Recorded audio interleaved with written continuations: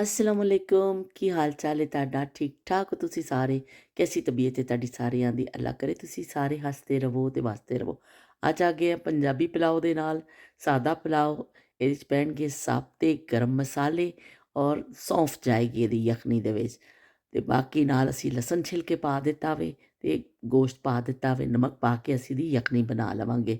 ਬਾਕੀ ਸਾਰੇ ਸਾਬਤੇ ਗਰਮ ਮਸਾਲੇ ਜਾਣੇ ਨੇ, ਧਨੀਆ ਔਰ ਜਿਹੜੀ ਹੋਤੀਆਂ ਨੇ ਮੋਟੀ ਇਲਾਇਚੀ ਸਭ ਕੁਛ। ਸਿਰਫ ਇਹ ਵੇ ਕਿ ਸੌਂਫ ਜਿਹੜੀ ਹੈ ਐਕਸਟਰਾ ਵੇ ਆਮ ਮਸਾਲਿਆਂ ਨਾਲੋਂ, ਦੀ ਖੁਸ਼ਬੂ ਬੜੀ ਅੱਛੀ ਲੱਗਦੀ ਹੈ ਪੁਲਾਓ ਵਿੱਚ। ਅਸੀਂ ਯਖਨੀ ਜਿਹੜੀ ਹੈ ਚੜ੍ਹਾ ਦੇ ਰਹੇ ਹਾਂ। ਲਓ ਜੀ, ਯਖਨੀ ਬਣ ਕੇ ਤਿਆਰ ਹੋ ਗਈ ਹੈ। ਅਸੀਂ ਇਹਨੂੰ ਛਾਣ ਲਿਆ ਵੇ, ਸਾਰਾ ਕੁਛ ਮਸਾਲੇ ਵਗੈਰਾ ਨਿਕਲ ਗਏ ਨੇ, ਗੋਸ਼ਤ ਔਰ ਯਖਨੀ ਬਚੀ ਹੈ।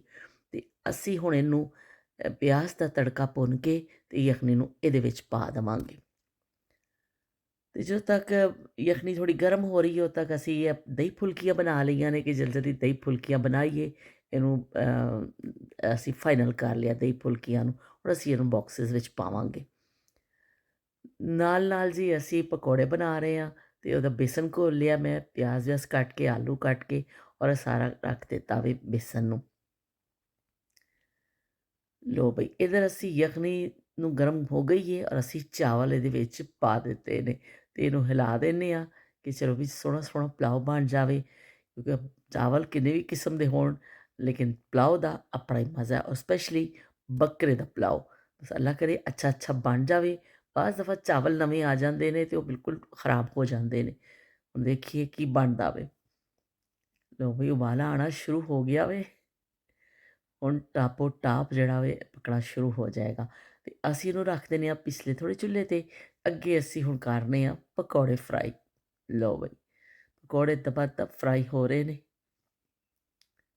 ਔਰ ਰੋਜ਼ਾ ਖੁੱਲ੍ਹਣ 'ਚ ਟਾਈਮ ਵੀ ਘੱਟ ਹੈ। ਜਲਦੀ ਜਲਦੀ ਅਸੀਂ ਇਫਤਾਰੀ ਭੇਜਣੀ ਹੈ। ਫਰੂਟ ਚਾਟ ਪਾ ਲਈਏ, ਦਹੀਂ ਫੁਲਕੀਆਂ, ਜੂਸ, ਖਜੂਰ, ਕੋਰਮਾ।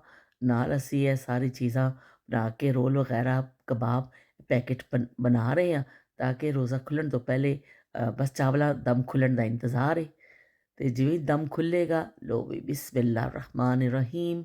ਲਓ ਬਈ, ਦਮ ਖੁੱਲ੍ਹ ਗਿਆ ਵੇ। ਮੈਂ ਚਮਚ ਚਲਾ ਕੇ ਦੇਖਦੀ ਹਾਂ, ਅੱਲਾ ਕਰੇ ਅੱਛਾ ਅੱਛਾ ਪੱਕਿਆ ਹੋਵੇ ਕਿ ਚਾਵਲ ਨਵੇਂ ਆਏ ਨੇ ਅਤੇ ਹੋ ਸਕਦਾ ਬਿਸਮਿਲ੍ਲਾ, ਜ਼ਬਰਦਸਤ ਬਈ, ਸ਼ੁਕਰ ਹੈ ਅਲਹਮਦੁਲਿਲਾ ਇਹ ਠੀਕ ਬਣ ਗਿਆ ਚਾਵਲ।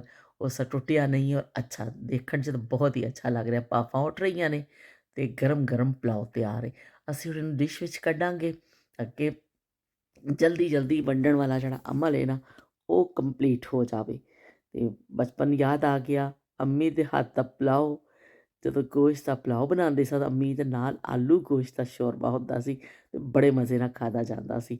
ਲਓ ਜੀ, ਅਸੀਂ ਡਿਸ਼ ਵਿੱਚ ਪਾ ਦਿੱਤਾ ਵੇ ਅਤੇ ਹੁਣ ਅਮਲ ਜਿਹੜਾ ਵੇ ਸ਼ੁਰੂ ਹੋ ਰਿਹਾ, ਜਿਹੜਾ ਅਸੀਂ ਵੰਡਣਾ ਵੇ। ਇਹ ਵੀ ਇੱਕ ਅਹਿਮ ਮਰਹਲਾ ਹੁੰਦਾ ਵੇ। ਦਿਲ ਇੰਨੀ ਅੱਛੀ ਖੁਸ਼ਬੂ ਆ ਰਹੀ ਹੈ ਸੌਂਫ ਦੀ, ਸੌਂਫ ਪਾਉਣ ਦੀ ਵਜ੍ਹਾ ਦੇ ਨਾਲ ਉਹ ਦਿਲ ਕਰ ਰਿਹਾ ਵੇ ਕਿ ਬਸ ਹੁਣੇ ਹੀ ਖਾ ਲਈਏ ਇਹਨੂੰ।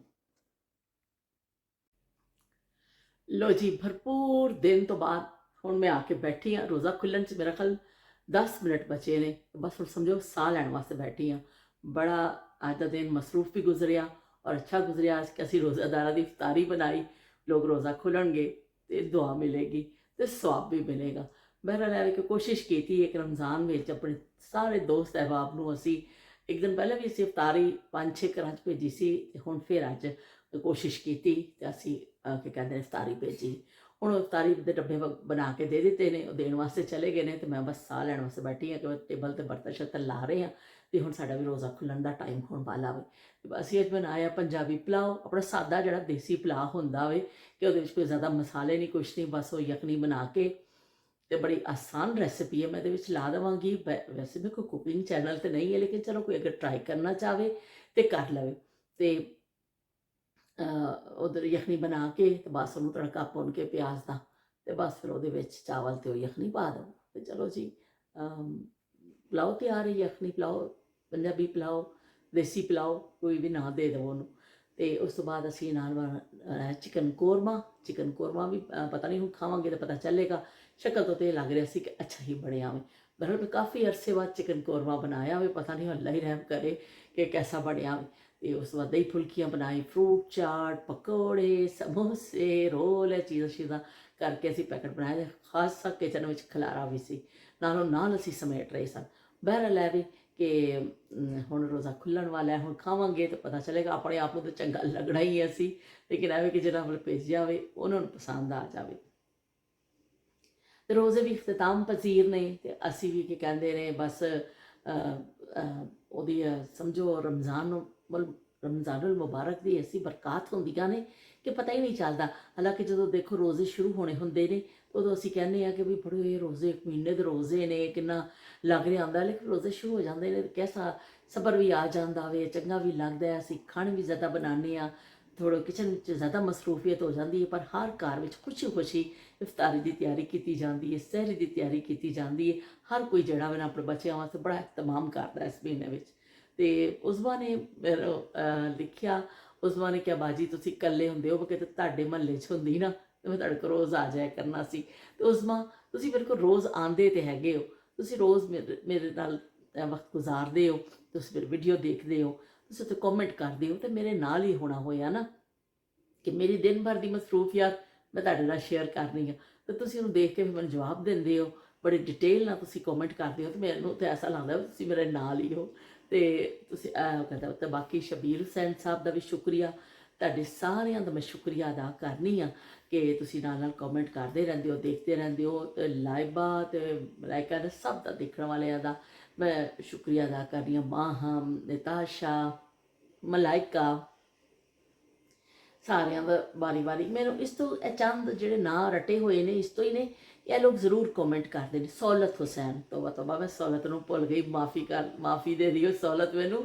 ਸੌਲਤ ਵੀ ਸ਼ੁਰੂ ਤੋਂ ਮੇਰੇ ਦੇਖਦੇ ਨੇ ਵੀਡੀਓਜ਼, ਔਰ ਬੜਾ ਉਹਨਾਂ ਨੇ ਬੜਾ ਸਾਥ ਦਿੱਤਾ ਵਾ ਮੇਰਾ ਕਿ ਹਰ ਵੀਡੀਓ ਉਹਨਾਂ ਨੇ ਮੇਰੀ ਦੇਖੀ, ਕਦੀ ਕਿੰਨੀ ਵੀ ਉਹਨਾਂ ਦੀ ਮਸਰੂਫੀਅਤ ਹੋਵੇ ਉਹ ਵੀਡੀਓ ਛੱਡਦੇ ਨਹੀਂ ਨੇ, ਉਹ ਦੇਖਦੇ ਜ਼ਰੂਰ ਨੇ। ਤੇ ਇਸ ਤੋਂ ਮੈਨੂੰ ਇਸ ਤੋਂ ਪਤਾ ਚੱਲਦਾ ਸਦਫ ਦੇਖਦੇ ਨੇ ਵੀਡੀਓ, ਉਹਨਾਂ ਦਾ ਸ਼ੁਕਰੀਆ। ਮੈਂ ਇਸ 'ਤੇ ਬਾਰ ਅਕਸਰ ਲੋਕ ਕਹਿੰਦੇ ਨੇ, ਔਰ ਮੈਂ ਵੀ ਕਹਿਣ ਤੇ ਮਜਬੂਰ ਹਾਂ ਕਿ ਲਾਈਕ ਕਰ ਦੇਵੋ ਅਤੇ ਕਮੈਂਟ ਜ਼ਰੂਰ ਕਰੋ। ਕਮੈਂਟ ਕਰਨ ਨਾਲ ਮੇਰੇ ਅਗਰ ਵਿਊਜ਼ ਹੈਗੇ ਨੇ, ਬਲਕਿ ਮੈਨੂੰ ਨਹੀਂ ਪਤਾ 4-5 ਨਾਵਾਂ ਤੋਂ ਲਾਓ ਕਿਹਨੇ ਵੀਡੀਓ ਦੇਖੀ, ਤਾਂ ਉਹ ਨਾਮਾਲੂਮ ਅਫਰਾਦ ਜਿਹੜੇ ਹੁੰਦੇ ਨਾ ਸਾਡੇ ਮੁਲਕ ਵਿੱਚ ਵੈਸੇ ਹੀ ਨਾਮਾਲੂਮ ਅਫਰਾਦ ਬੜੇ ਨੇ, ਉਹ ਨਾਮਾਲੂਮ ਅਫਰਾਦ ਹੀ ਰਹਿ ਜਾਂਦੇ ਨੇ, ਪਤਾ ਹੀ ਨਹੀਂ ਚੱਲਦਾ ਵੀ ਉਹ ਕਿਹਨੇ ਵੀਡੀਓ ਦੇਖੀ ਹੈ ਅਤੇ ਕਿਹਨੇ ਨਹੀਂ ਦੇਖੀ। ਜਦੋਂ ਕਮੈਂਟ ਆਉਂਦਾ ਉਹ 5, 6, 7, 8, 10 ਕਮੈਂਟ ਜਿਹੜੇ ਮੈਨੂੰ ਤਵਾਤਰ ਦੇ ਨਾਲ ਆਉਂਦੇ ਨੇ, ਫਿਰ ਮੈਨੂੰ ਪਤਾ ਚੱਲ ਜਾਂਦਾ ਵੀ ਇਹ ਤਾਂ ਮੇਰੇ ਪੱਕੇ ਸਾਥੀ ਨੇ। ਬਚਪਨ 'ਚ ਅਸੀਂ ਖੇਲਣ ਸਨ ਕੱਚਾ ਦੋਸਤ ਤੇ ਪੱਕਾ ਦੋਸਤ, ਤੇ ਕੱਚੀ ਦੋਸਤੀ ਤੇ ਪੱਕੀ ਦੋਸਤੀ, ਤੇ ਇਹ ਜਿਹੜੇ ਪੱਕੇ ਦੋਸਤ ਨੇ ਦੇਖਦੇ ਨੇ ਤੇ ਨਾਲ ਹੀ ਕਮੈਂਟ ਵੀ ਕਰਦੇ ਨੇ। ਤੇ ਫਿਰ ਮੈਂ ਚੱਲਦੀ ਹਾਂ ਜਾ ਕੇ ਦੇਖੀਏ ਵੀ ਬੜੀ ਭੁੱਖ ਲੱਗੀ, ਯਕੀਨ ਮੰਨੋ ਸ਼ਦੀਦ ਕਿਸਮ ਦੀ ਭੁੱਖ ਲੱਗੀ, ਤੇ ਬੱਕਰੇ ਦਾ ਪੁਲਾਓ ਹੋਵੇ ਤੇ ਤੁਹਾਡੀ ਭੁੱਖ ਜਿਹੜੀ ਨਾ ਹੋਰ ਕੁਛ ਵੱਧ ਜਾਂਦੀ ਹੈ। ਹੁਣ ਅਸੀਂ ਜਾ ਕੇ ਆਪਣਾ ਟੇਬਲ ਸੈੱਟ ਕਰੀਏ ਤੇ ਫਿਰ ਤੁਹਾਡੇ ਨਾਲ ਮਿਲਦੇ ਹਾਂ ਇੱਕ ਨਵੀਂ ਗੱਲ ਦੇ ਨਾਲ, ਨਵੀਂ ਯਾਦ ਦੇ ਨਾਲ। ਅੱਲਾ ਹਾਫਿਜ਼ ਤੇ ਰੱਬ ਰਾਖਾ।